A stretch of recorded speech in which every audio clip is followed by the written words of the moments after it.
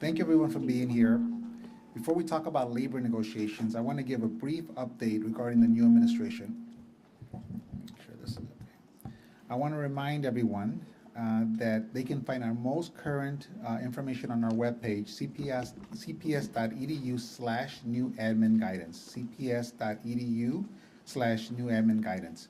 My team and I have been proactively sharing guidance and information to school leaders, staff, and families regarding the federal policy changes related to immigration.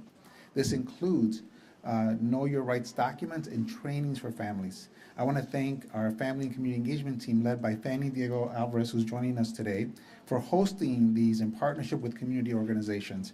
I've always said this, everyone, one blessing we have is we have a very strong infrastructure in Chicago, very different than when I was in San Antonio and had to deal with this with the first administration. We're connecting with families and staff with immigration resources and mental health resources to make sure that they're supported.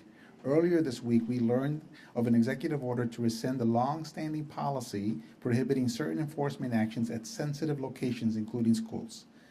I want to be very clear about this. Regardless of this policy change, our protocols will remain in place. Quiero que sepan nuestras familias. Sabemos que han cambiado las reglas y que ahorita muchas de nuestras familias tienen miedo que ahora pueden entrar el Departamento de Inmigración entre nuestras escuelas. Pero quiero que sepan, no ha cambiado lo que estamos dirigiendo a nuestros empleados.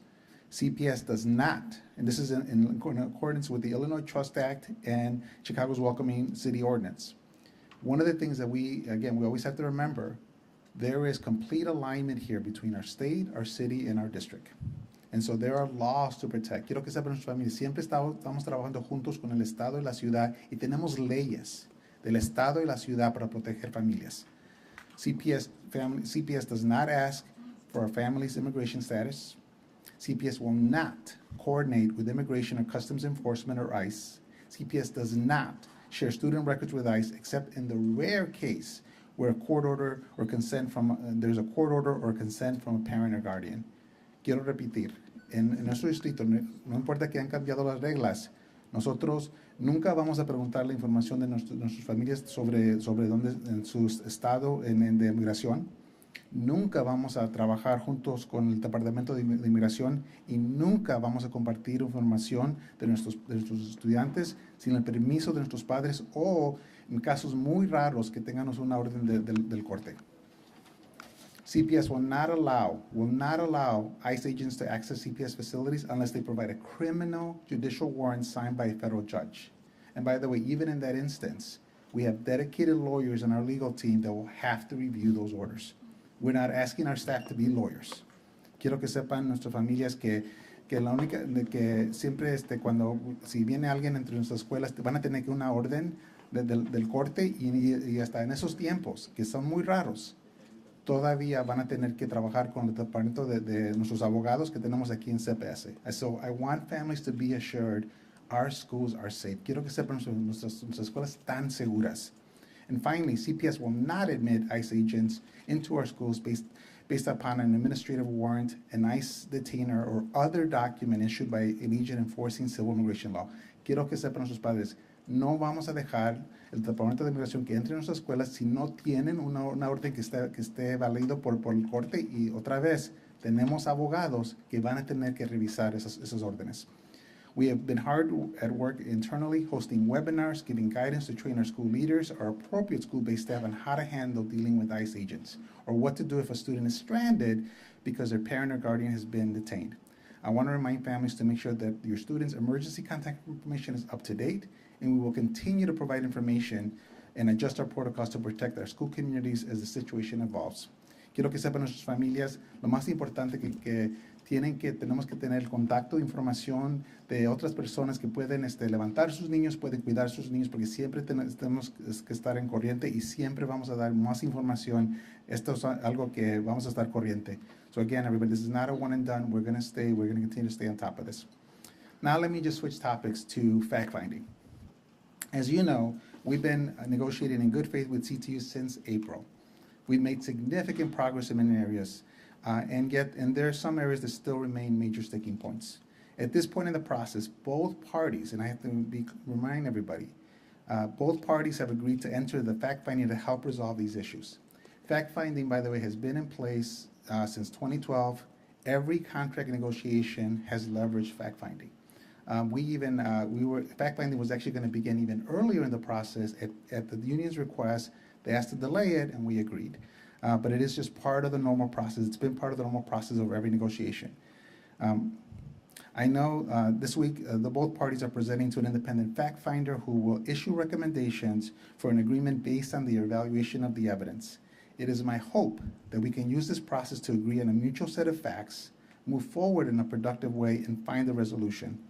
I want to turn over things to Chief Labor Miguel Pereda for more information on the process and where we currently stand. Miguel?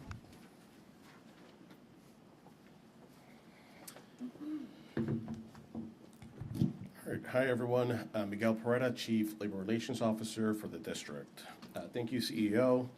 On Monday, both parties submitted detailed briefs to the fact finder outlining their respective positions on several critical subjects, including compensation, staffing, assessments, and teacher evaluation, just to name a few. On Wednesday, our Chief Budget Officer presented a financial state of the district analysis to the fact finder, an overview of how CPS is funded, and the financial implications of CTU's proposals. The Illinois Education Labor Relations Act, which governs the fact-finding process, outlines specific factors that the fact finder must consider when making a final recommendation to the parties. One of those key factors is, and I quote, the employer's financial ability to fund the proposed based on the existing available resources, ensuring that such ability is not based on assumptions of the lines of credit, reserve funds, or the expectations of receiving new or increased sources of revenue. I'm going to repeat that again, because this is one of the critical factors that the fact finder must consider under state law. The employer's financial ability to fund the proposals based on existing available resources, ensuring that such ability is not based on assumptions of lines of credit, reserve funds, or the expectation of receiving new or increased sources of revenue. In its brief, CTU has argued that the fact finder should essentially disregard this factor, and instead consider speculative sources such as future potential TIFs, tax increases, and borrowing. CPS anticipates that the fact finder would adhere to the requirements of the law. None of CTU's proposed funding sources, TIFs, tax increases, borrowing, are guarantees. Relying on assumptions and hopes do not provide a sound or sustainable financial basis. CPS must act responsibly and realistically in managing its financial obligations to avoid jeopardizing the district's stability. We anticipate receiving this advisory report by the fact finder by February 6, 2025, so just shortly in a couple of weeks. So let's talk about where we stand. At this stage in the negotiations, we believe that we have addressed all of CTU's priorities and have articulated our position in the areas where we have differences. That said, we are encouraged by the significant progress made in these negotiations. At this point, the parties are closer to reaching a comprehensive agreement than we have in the years past. We have tentative agreements that were reached on several important topics such as healthcare, sustainable community schools, bilingual education, sports, green schools, LGBTQIA+, and many more. CPS has also offered a 16% increase over the life of the agreement and targeted staffing allocations based on student needs. And yet, despite the substantial commitments we have made, the CTU continues to allege that we're stonewalling. We want to be clear. CPS is engaged in these negotiations with urgency, transparency, and focused on reaching a fair agreement. From offering a historic salary increases to addressing key priorities like healthcare, sustainable community schools, academic freedom, and class size, Our actions demonstrate our commitment to meeting those needs of our educators, students, and families. We urge CTU to join us on focusing on solutions rather than this rhetoric so we can finalize an agreement that reflects our shared commitment to supporting our students and our schools. We remain committed to resolving the remaining differences and achieving a contract that is equitable, sustainable, and in the best interest of our students. I now want to turn things over to our Chief Budget Officer, Mike Sikowski, for more details on the district's finances.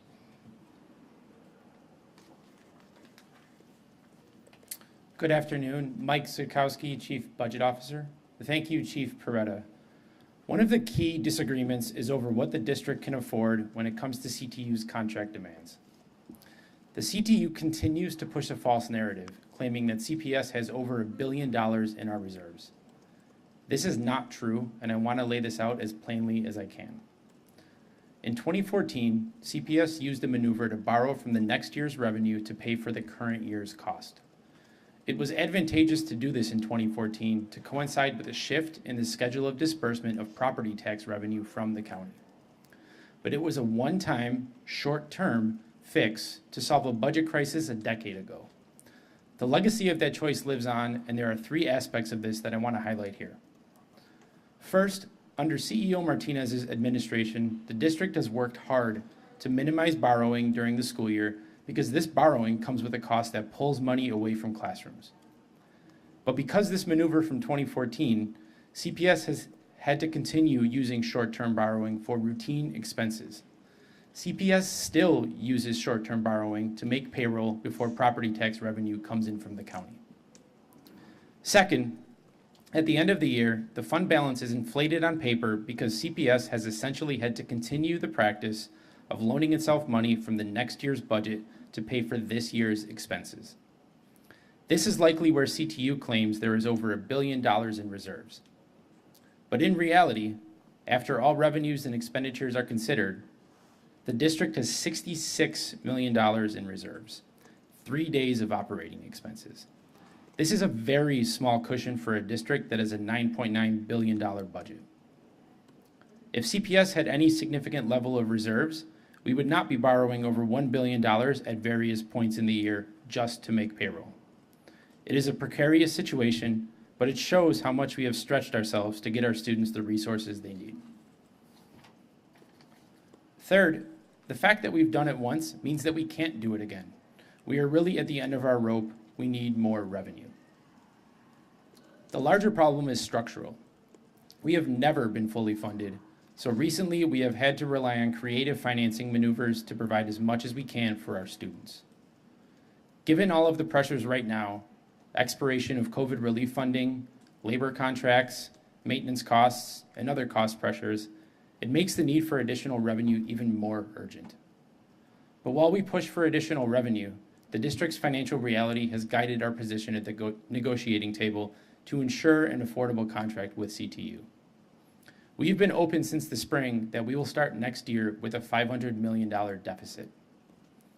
When you add in CPS's proposal to increase salaries, the most generous proposal since the mid-2000s, that deficit grows to $750 million. This will be a difficult enough puzzle to solve, but we feel strongly about rewarding our educators, and we need to maintain our ability to recruit top talent. CTU's proposals, on the other hand, would bring the deficit to over $1 billion for next year alone. Let me repeat that, $1 billion for next year alone. And every new expense added to the bottom line increases the likelihood of program cuts, furloughs, or even layoffs. We've seen this before. In 2016, we had 2 years of no cost of living adjustments, and we had to do mid-year layoffs and furlough days.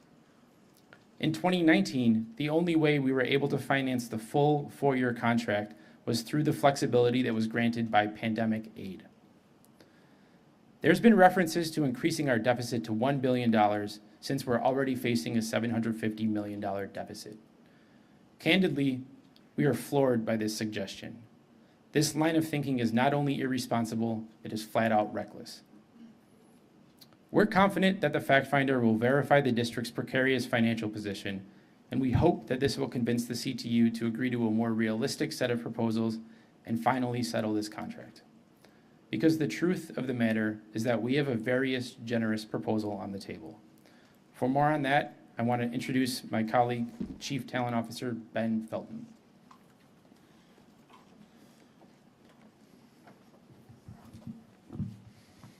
Good morning.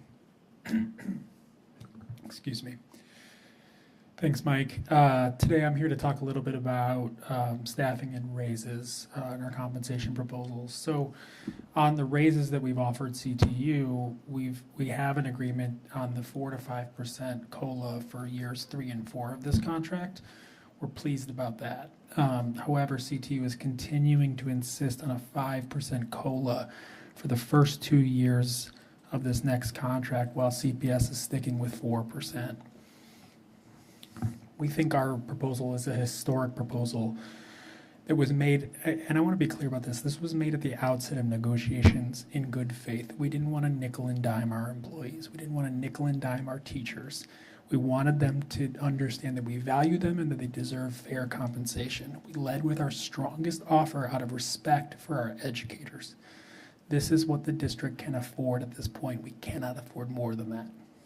To put this into perspective, in the 2016-19 agreement, the CTU received 4.5% salary increases over the life of the contract, with some years having no increases whatsoever.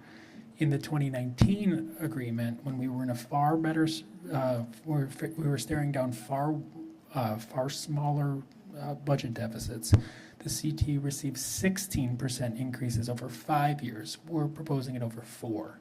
It could even be higher than that based on inflation. To offer more than that is irresponsible.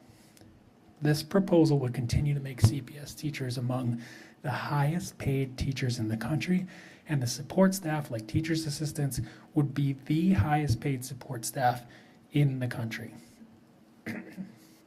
In terms of staffing, we've added y'all who cover us regularly, the education reporters and others. You hear us talk about this a lot, but it's critical. We've added 7,000 positions since 2019. CTU takes credit for some of that in their contract. They should on some of the pieces, but this is far above what was in the 2019 CTU contract. We added these positions because we thought it was the best way for our students to recover from a devastating pandemic and the academic loss that came with that.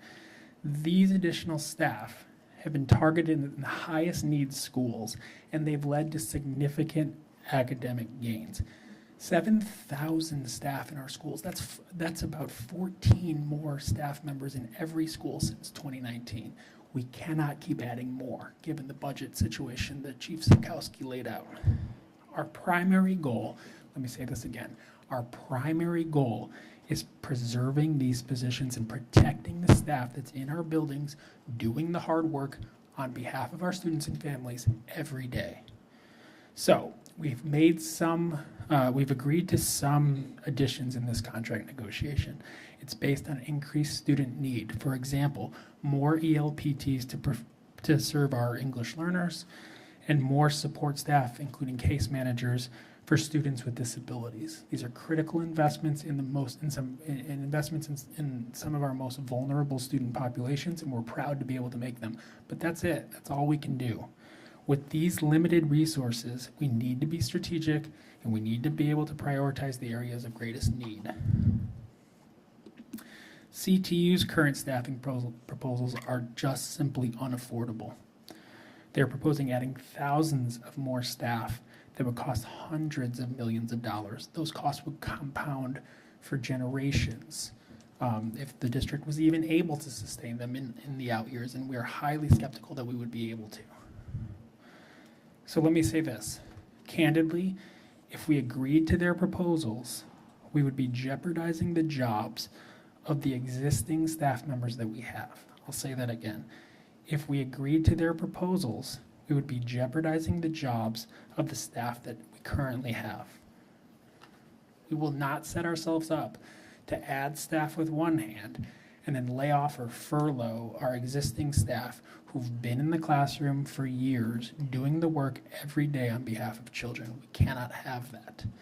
Again, we've reached our capacity to add more staff and to add more salary than what we proposed, and we simply cannot afford to do more than that. That's what we presented to the fact finder yesterday, and we're looking forward to getting their report back.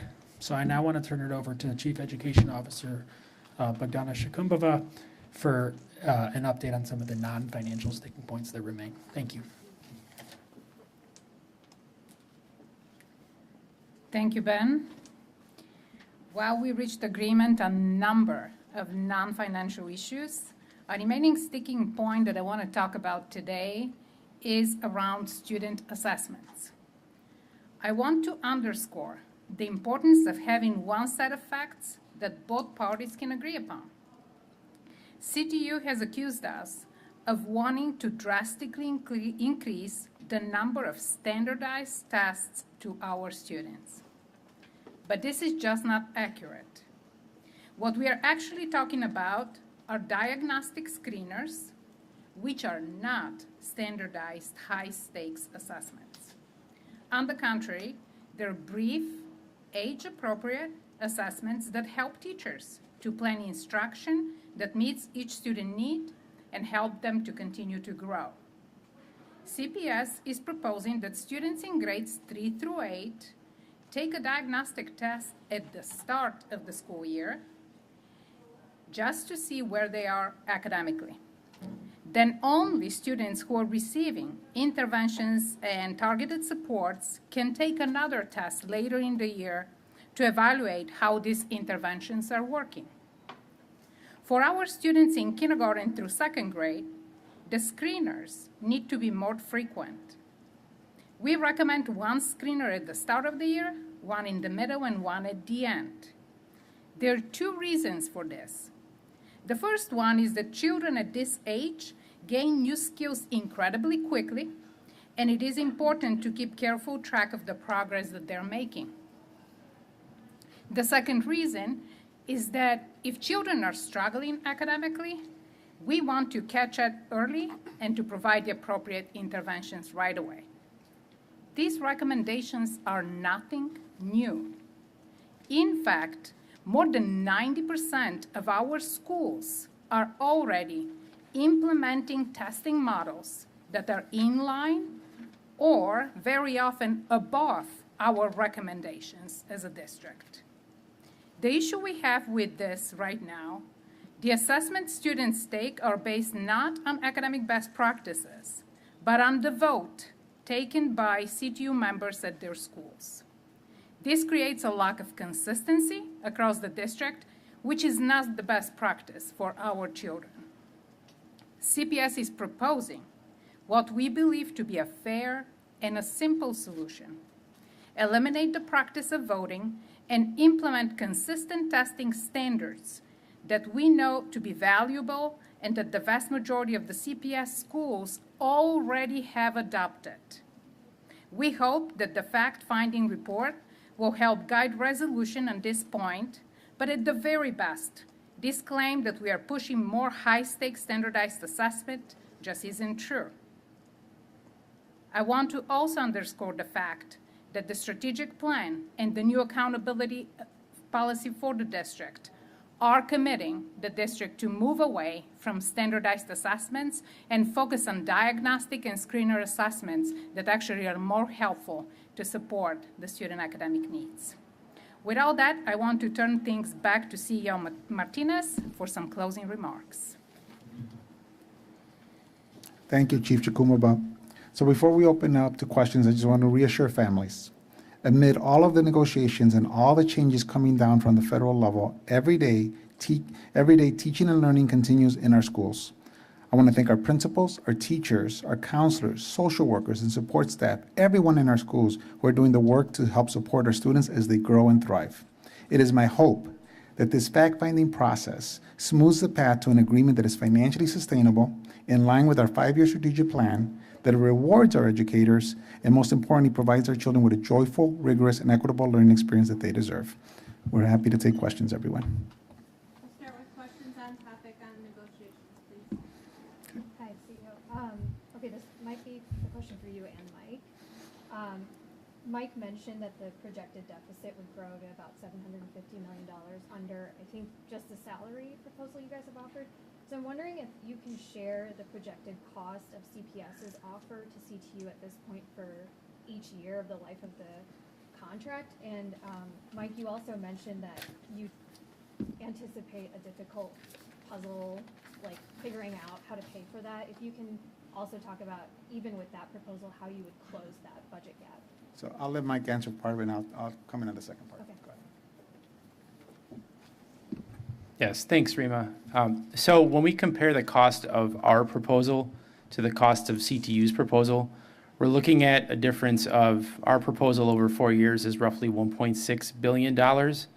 Theirs is north of $2.4 billion. So a significant difference over those 4 years. And can you remind me of your other question? Yeah, the other question was, how would you said it would be difficult to close that budget gap. You're already staring at a $500 million one. What are things that you're expecting to do or anticipating to do once the deal happens to actually close that deficit? Sure. So we've been clear about the fact that we're facing this deficit and that this has been on the horizon for some number of years now. We recently, in this last budget, closed a $500 million budget deficit through reductions, through efficiencies, through being more creative with our funding sources. Now, we've been also clear that the problem is a revenue problem. So we'll continue to advocate with our partners at the city, with our partners at the state, where there's opportunities with the federal government to cover that gap through increased revenue. We're not going to stop doing that. But we also, within the deficit that exists with our proposal, have a fighting chance to balance our budget without pulling back on the progress that we've made in the last few years and adding the 7,000 staff that have been so impactful for our schools. So with that, we still have tools on our end, looking at vendor contracts, looking at ways we can be more efficient in what we're doing, looking at the effectiveness of some of our programming and seeing if there's ways that we can be more efficient there. So there's ways to close that gap without doing things that are going to be harmful for our schools. When we get into the ballpark of $1 billion plus, that's just out of the question without things that we know are harmful, like layoffs, furlough days, and the things that we've seen in the past when the district has faced these really significant challenges. I was wondering whether those projected deficits include the expected amount from the TIF expiring? They do. And this is why it's frustrating to hear that as a source of revenue that's new to the district. We're always counting on those TIFs expiring for us to be able to capture that property tax revenue that taxpayers are already paying that we don't have access to. In the past, when the city has extended TIFs, that's taken money away from CPS and forced us to adjust within our projections. So we're already counting on that revenue. Now, let me be clear on that. In the Tribune story that was published a few weeks back, it talks about by 2031, we're going to receive about $600 million more in revenue. Our deficit that we're looking at today is $750 million. And this is a deficit that's going to come next year. So the expiration of TIFs is something that, one, we're grateful for, two, we're counting on, and it's going to help us close that structural gap that we know exists, but it's not going to be a solve in the immediate for contract costs that are going to hit as early as this year and next year. We just came from a CTU presser where they basically are saying that the fact-finding process is stacked in favor of the employer, and they're setting it up that they're going to reject it, pretty soon if the fact finder does not take into account the idea that there might be future revenues or future ways. And I'm wondering, what's your response to that? Because they're sort of saying that you guys are forced. I mean, they're saying, Pedro Martinez, that you're forcing a strike vote. So I think, first of all, I think with the fact finder, because not only are they saying that, so they've also said other things. They've also said that we have all this money, that we can borrow. So I think, unfortunately, depending on the day, you get a different narrative, you get different rhetoric. What the fact finder is going to do is rely on the facts, hence fact finding, right? And I think that's important for our parents to understand in our community because it confuses everybody when you hear different rhetoric, different statements that just are not based on truth. I also believe that we cannot underestimate enough or understate enough We have 7,000 employees there right now, and there's no parent that will ever say that we have a fully funded school. There's no parent that's going to say that we have 100% of everything that our children need. But we have 7,000 staff that everybody keeps forgetting that if we don't manage our finances correctly, they're going to be at risk. And they're going to be at risk when other districts are cutting, when others not only here in the state but around the country.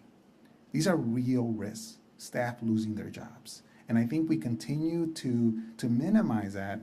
And the reality is that when we look at our finances for the future, the area again that I'm going to continue to stress is we're grateful for the TIF expirations. They're too long. These TIFs have started with Harold Washington's mayoralship. They were only supposed to last for 23 years. Do the math of how long they've been around. Look at where TIFs have benefited the most in this city. They don't need them where they're at today. We don't need to do another Millennium Park. We don't need to do another, $1 billion of investment in downtown. And so again, it's important that everybody is playing or is working in good faith. It is important that everybody's prioritizing our students. And it's important that, again, that we solve this structural issue and there are solutions in place, because, this argument that the state owes us money, the state does not owe us money. They have acknowledged that we're underfunded. We appreciate that. You can argue that they can move faster. You can argue that. Where we are owed money is if these TIFs had been allowed to expire when they were supposed to, we'd be receiving $600 million every single year. Not one-time revenue, $600 million. And our taxpayers think that we're getting this money. That is just not right. The union says that you guys have not had any tentative agreements since Christmas. And first of all, I want to know if that's correct. And obviously they blame it on you, saying that they've said not several times that it's all your fault. What's the truth on that? Have you reached, and if so, why? Why have you not had any tentative agreements since Christmas? I think that that's simply just incorrect. I mean, we're more than happy to share kind of progress that we've made, day in and day out with respect to the outstanding priorities. I think that the truth is that we reached the point where we've given our best offers with respect to the financial compensation. We've addressed staffing. We've addressed all of the priorities that they have identified. Now we're at fact finding. So the statement that we have not reached any tentative agreement is just not true. It's just not accurate. You kind of touched on this, but they're saying the district could borrow up to $13 billion, and that's another avenue to fund their needs. So first of all, Paris, borrowing by law is not allowed for operating expenses. Now, the city has more mechanisms than we do because they have home rule and they can tax whatever they want to tax. I'm not saying it's easy, but they can tax you for, wearing a winter coat. They could put cameras all over and everybody has a winter coat, you get a bill for $10, right? They can do that. We can't do that. The only borrowing that we're allowed is for capital for buildings. That's the only borrowing. And the only time that we can use debt as part of our budget is when we refinance our debt. That has been done. That's what was done in the 16, 17, 18 era. And again, the analogy I'll use to you is that we have a house. We don't have any money coming in, but we need money because maybe we have medical expenses. So we go and refinance the house, even though interest rates are higher, even though that we're extending, the mortgage. We did that 3 times. And now because of that, we have $2.1 billion on the books. More than a third of the debt service payments we make are on that $2.1 billion. We're making almost no principal payments. That's been done. It wasn't responsible. In fact, by the way, the CTU themselves have said that was irresponsible. That's been done. That is just not, that is not accurate. We cannot do that. Superintendente Martínez, hemos recibido mensajes por parte de padres de familia asegurando que esta semana agentes de ICE entraron a la escuela secundaria Battle of the Yards a detener a estudiantes. ¿Puede confirmar esta información? Buenas tardes, mi nombre es Fanny Diego Álvarez, soy la jefa de involucramiento familiar. Nosotros hemos estado trabajando con todos los equipos y organizaciones que trabajan en la comunidad inmigrante y no hemos verificado nada de eso. Nosotros como escuela, obviamente nuestra prioridad es proteger las escuelas, ¿verdad? Y tenemos protocolos y procesos que han recibido entrenamiento los directores, también los agentes de seguridad. Y también esta semana empezamos a entrenar también las personas que manejan la oficina principal, ¿verdad? Los clerks. Y nosotros no hemos tenido ningún tipo de invasión de ICE, ni en la escuela ni en las comunidades, porque hemos estado en comunicación con nuestras asociaciones como Illinois Coalition for Immigrant and Refugee Rights, ICER. También estamos trabajando con organizaciones como el Proyecto Resurrección, Enlace Chicago, Brighton Park Neighborhood Council. Entonces, cada vez que hay un rumor, nosotros tratamos de verificar y ahorita no hemos verificado nada. Yes. So the question was that there was a rumor. Messages. We've been receiving messages from parents assuring us that ICE was this week at back of the yard high school detaining students. So my answer was that we've been in close communication with all of our partners, including Illinois Coalition for Immigrant and Refugee Rights, the Resurrection Project, Enlace Chicago, Brighton Park Neighborhood Council, countless partners, as well as the Mayor's Office of Immigrant, Migrant, and Refugee Rights. And we have not verified any ICE activity in the community, and we certainly haven't verified any ICE activity in the schools. And we've been working with our principals, our security officers, and our clerks to understand our protocols, to understand our processes. And security officers actually received a training that they had already received in the fall, but received it again on Tuesday, as well as I believe that some clerks received additional training today, and we will be having more of that. We've also had extensive webinars with principals and network chiefs to review our protocols to ensure that our students are safe inside of the school. Señor Martínez, yo quiero touch on this, but en este momento, ¿cuál es la postura de CPS ante la posibilidad de que agentes federales quieran entrar a las escuelas públicas de Chicago a detener estudiantes? Otra vez voy a repetir, nunca vamos a dejar o vamos a trabajar con el Departamento de Inmigración. Si entran en las escuelas, van a tener que tener una orden que está verificada con el corte, con el juicio, y hasta en esos casos que son muy raros, tenemos abogados dedicados que tienen que verificar que esas órdenes son válidas. Entonces, quiero que aseguren a nuestros padres, el lugar más seguro para nuestros niños es en nuestras escuelas. What I said, everybody, is that, you know, as parents are worried about ICE coming into our schools, trying to detain children, again, unless they have a judicial valid court order, which is rare. It's rare that I didn't see it in San Antonio, we didn't see it in Chicago. It is rare that happens, but even in that rare instance, they're going to have to go through our legal department. We have 3 lawyers that they're going to verify that order. My staff do not need to be lawyers. They don't need to be immigration experts. They just, you know, again, we have very clear protocols and trains.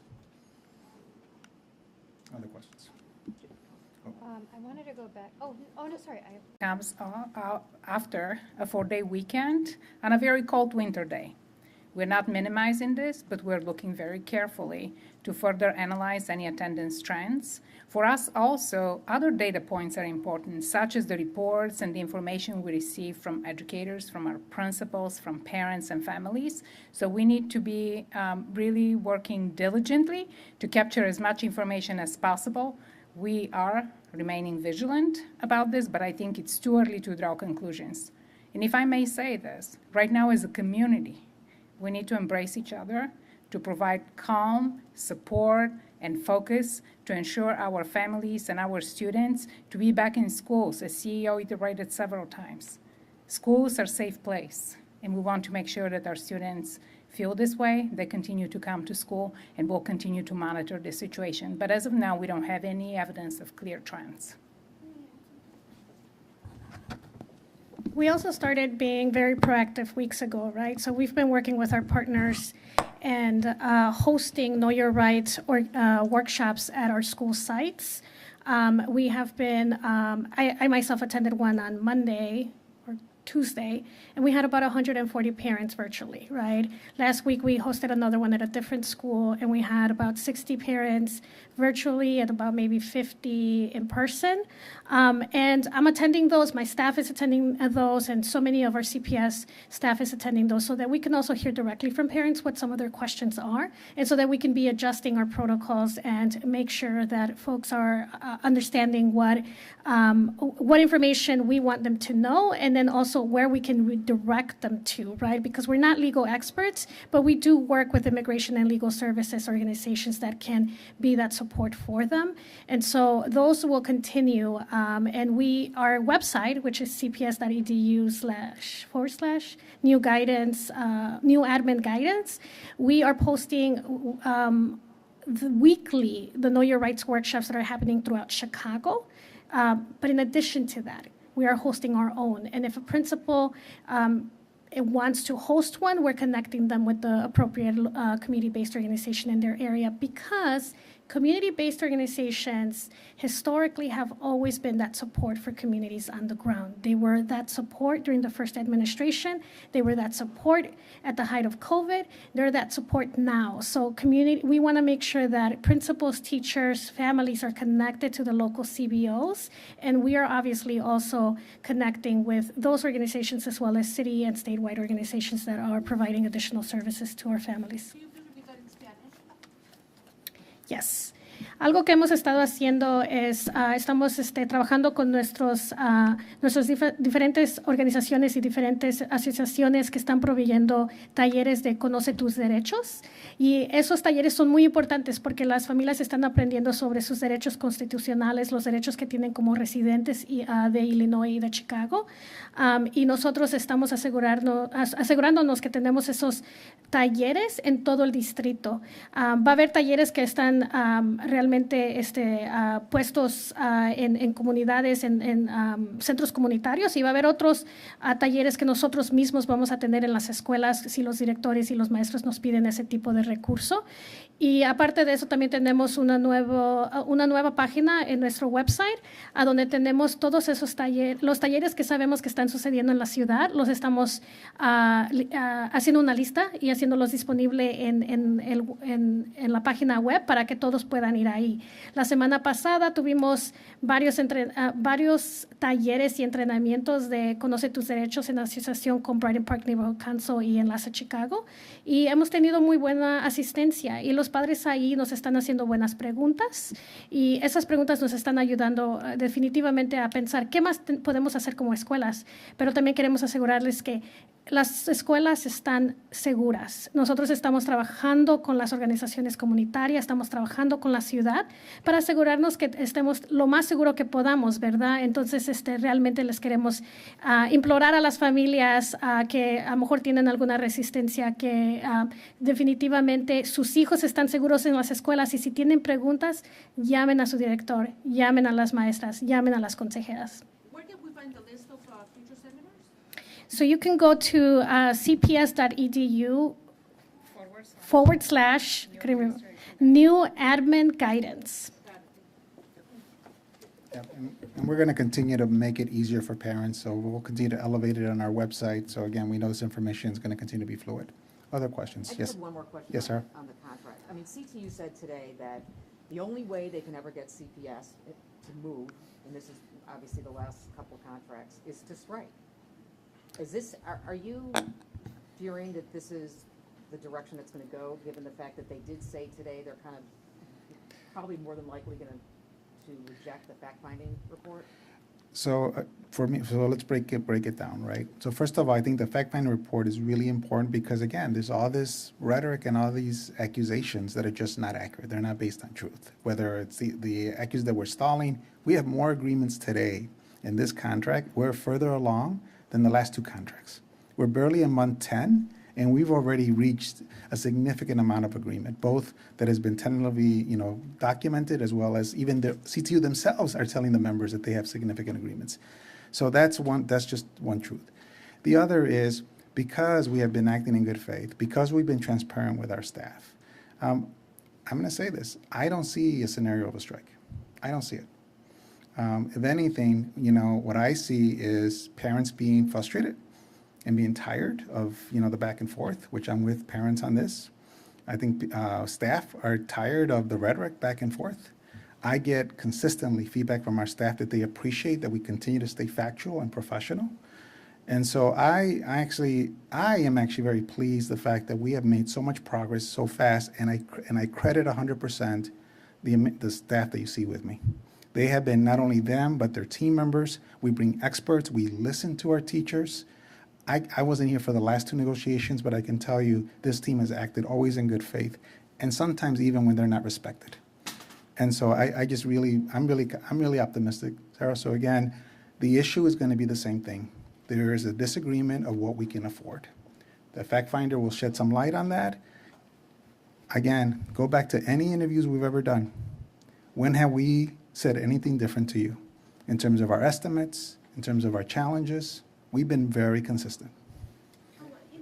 Along with that, though, there are some non-economic proposals that would probably go a long way if there could be some compromise on there, and it doesn't seem like there's been a lot of compromise on some, big non-economic issues that are really big to teachers, not just to, the CTU leadership. I think the way to respond to that is, I think we're asking the wrong questions. I think the question is, why haven't they accepted our proposals yet? Why haven't they accepted our responses? Let's talk about the non-economics. They've asked for additional playing time for special education teachers. We've given that. They've asked for more time for IEP preparation work. We've given that. They've asked for 70 schools for sustainable community schools being in agreement. We've given that. They've asked for 35, 40% increases to our coaching schedule. We've given that. The question here is not what more do we have to do to end an agreement.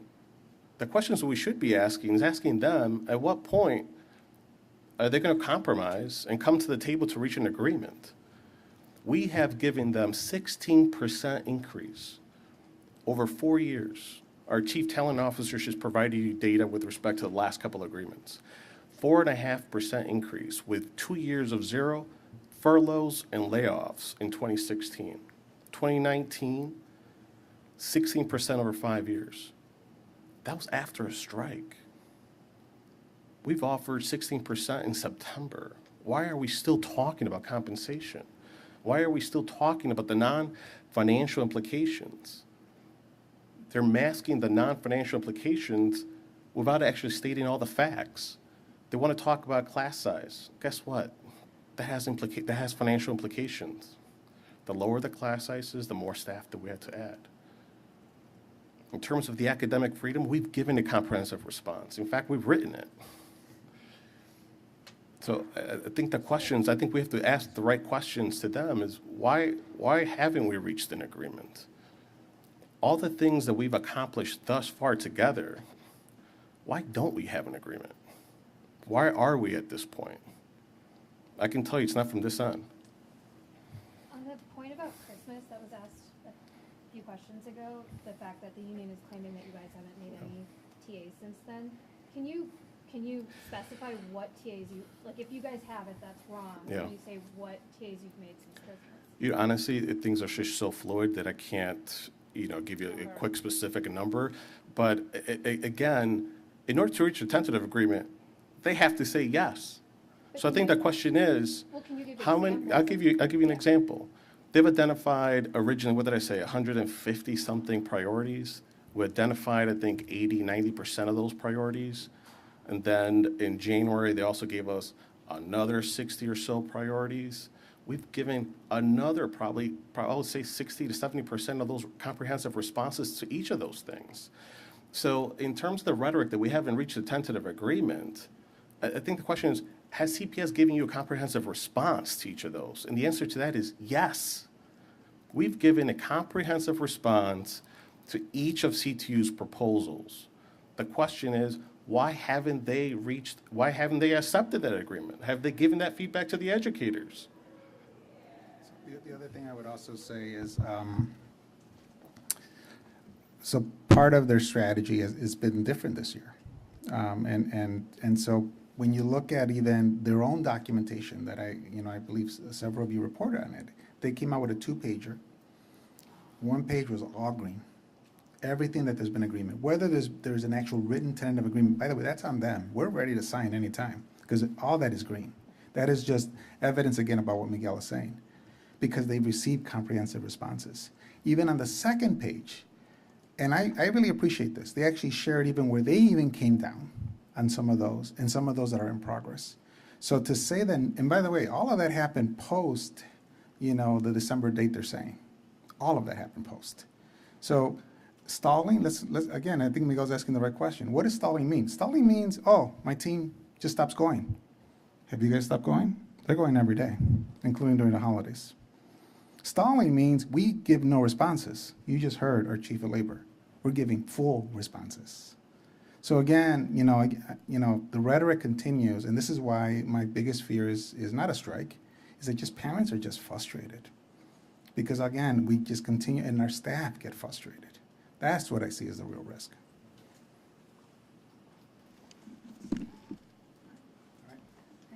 Thank you, everyone. Thank you.